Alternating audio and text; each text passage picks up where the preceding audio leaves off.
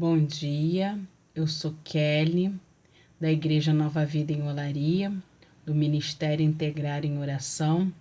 Venho trazer uma palavra para vocês da parte do nosso Deus. O tema é o que fazer diante das tragédias. Lá em Romanos 11, versículo 33 a 36, nós temos aqui: ó profundidade da riqueza, tanto da sabedoria como do conhecimento de Deus! Quão insondáveis são os seus juízos e quão inescrutáveis são os seus caminhos! Quem, pois, conheceu a mente do Senhor? Ou quem foi o seu conselheiro? Ou quem primeiro deu a ele para que lhe venha a ser restituído? Porque dele, por meio dele e para ele são todas as coisas, a ele, pois, a glória eternamente. Amém. Essa palavra nos mostra o quanto o nosso Deus ele é poderoso e que a ele devemos toda a honra e toda a glória. E mesmo quando nós não entendemos e quando estamos passando por aflições. Então, eu separei aqui 5 pontos que a gente vai estar falando no decorrer dessa mensagem. Primeiro ponto: conhecendo a Deus passando pelas tragédias. Lá em Mateus 28, 20, nos diz assim: ensinando-as a guardar todas as coisas que eu vos tenho ordenado, e eis que estou convosco todos os dias até a consumação do século. Deus, ele nos garante que está conosco todos os dias da nossa vida, inclusive no dia mau, quando estamos passando por tribulações e por provações. Ele vai sempre estar contigo. Basta nós buscarmos a face dele e estarmos sempre em oração. Segundo ponto: aonde está Deus quando as tragédias acontecem?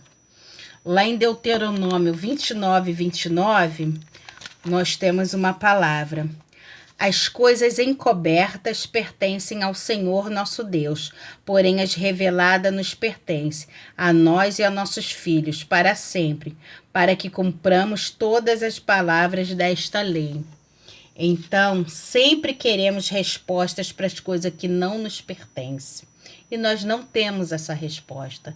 Nem sempre vamos ter. Então, temos que aprender a nos conformar e a esperar o agir de Deus nas nossas vidas. Então, o terceiro ponto: considere o sofrimento de Jesus Cristo por nós. Lá em Isaías 53, versículo de 5 a 7, nos diz: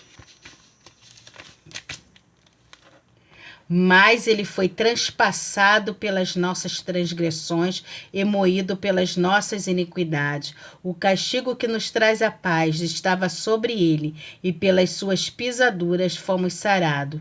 E todos nós andávamos desgarrados como ovelhas, cada um se desviava pelo caminho. Mas o Senhor fez cair sobre ele a iniquidade de nós todos.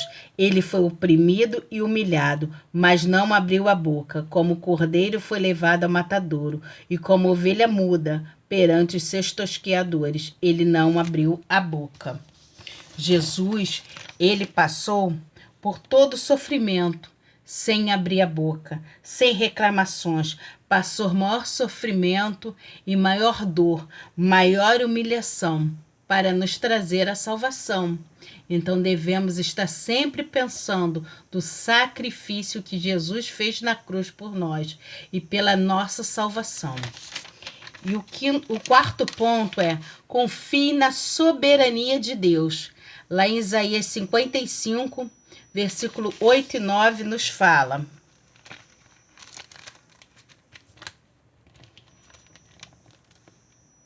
porque os meus pensamentos não são os vossos pensamentos, nem os vossos caminhos os meus caminhos, diz o Senhor.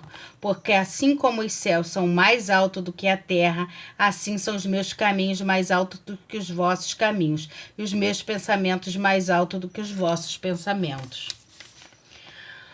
Pois não podemos imaginar no que Deus tem preparado para cada um de nós. Caminhos de paz, de alegria, a alegria do Senhor, que é a nossa força. Então, os pensamentos dele são muito mais altos do que os nossos. Basta nós crermos, simplesmente. E o quinto ponto, que é o último ponto, é: Deus está no controle em meio ao caos. Lá em Isaías 40, do versículo 12 ao 28, podemos ver isso. A majestade do Senhor.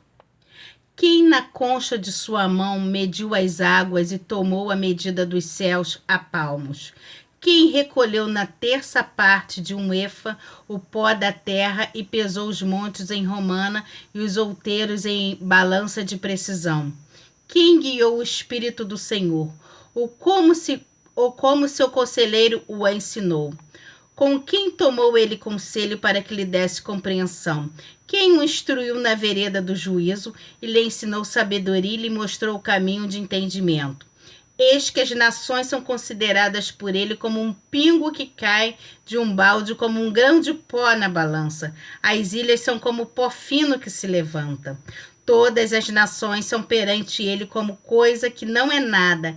Ele as considera menos do que nada, como um vácuo. Como que comparareis a Deus? Ou que coisa semelhante confrontareis com ele?